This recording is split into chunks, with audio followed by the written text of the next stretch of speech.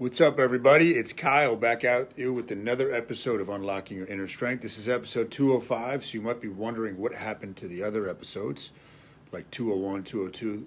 They've been live mind maps I've been doing each night during this pandemic, and I'm turning them into podcasts. But I wanted to get you some new information today, and I'm bringing back the old school Lunatic Fringe intro and outro, so that'll be something you can hear on the podcast on iTunes. Let's dive right into it. And please feel free to share this. Now, I know obviously the situation is not over, but when you listen to this, if you're listening to iTunes, this is coming out May 5th. A lot of it will be behind us. A lot of uncertainty will still be in front of us.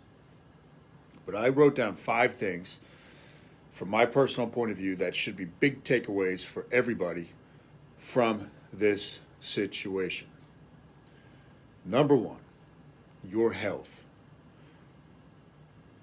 That might seem obvious if you're a member at one of our gyms or you run in the same circles as I do, but not everybody does. It's a very small percent of the population that actually takes care of their health.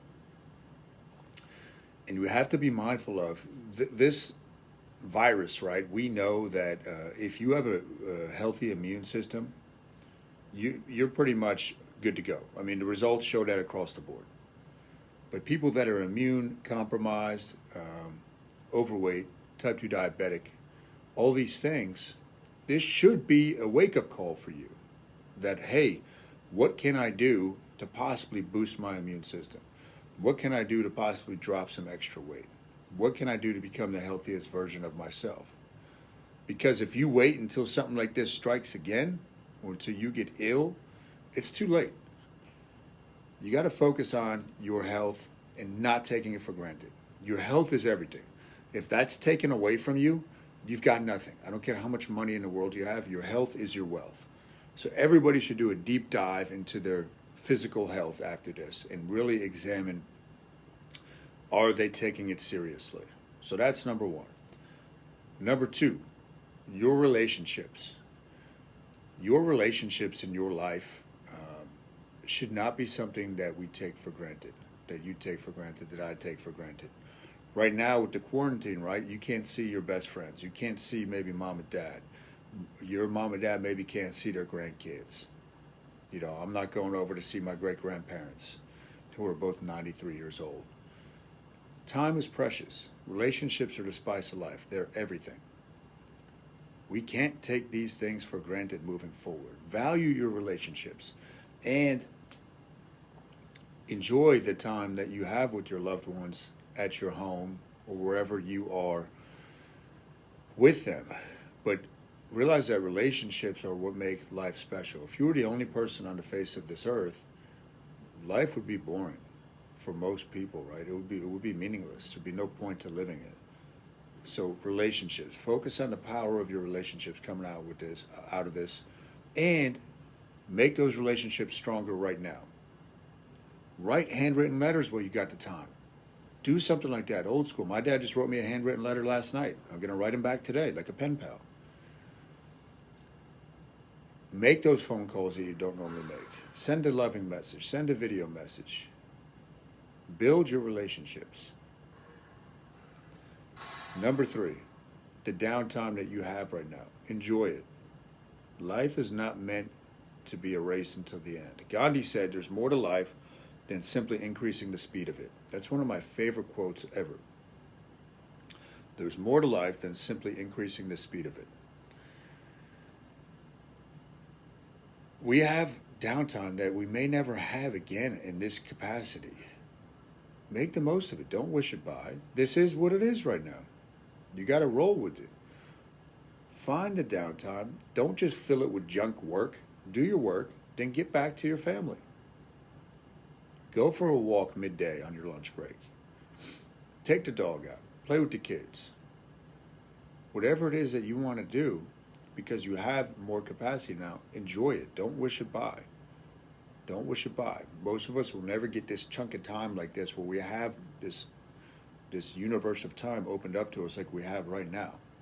So enjoy your time. It's the one thing you never get back. So often we say, man, we're so busy. I wish I had time for this. I wish I had time for this. Well, guess what? Now you got it. What are you going to do with it? Number 4. This is something that I'm actually pretty passionate about, and something that I've studied throughout, my adulthood. But it's the area of finance. I'm by no means a financial expert, but I will tell you this. This situation is exactly why people should have an emergency fund. Most people say, what's an emergency fund? Well, it's for emergencies. At the very minimum, you want to have, and this is according to Dave Ramsey, who I love listening to his stuff and reading his stuff, 3 to 6 months of expenses set aside for when disaster strikes. Let's say you get let go of your job. But you don't have to panic. You got a lot more freedom. Let's say you want to make that jump from a job to another job. Well, if you have 3 to 6 months of living expenses saved away that you can pull out at any time to use, that's very powerful. In this situation, you're seeing a lot of people panicked because of their financial situation. Let that be a lesson as you move forward. You want 3 to 6 months at the minimum saved away as an emergency fund, 3 to 6 months of your living expenses saved away. That's something to take away from this. A lot of people say, why do you do that? Why do you do? Well, this is exactly why. You never know when catastrophe will strike or when you will have a setback. So that's going to give you peace of mind as well. Because you remember how the brain works. It likes prediction and response.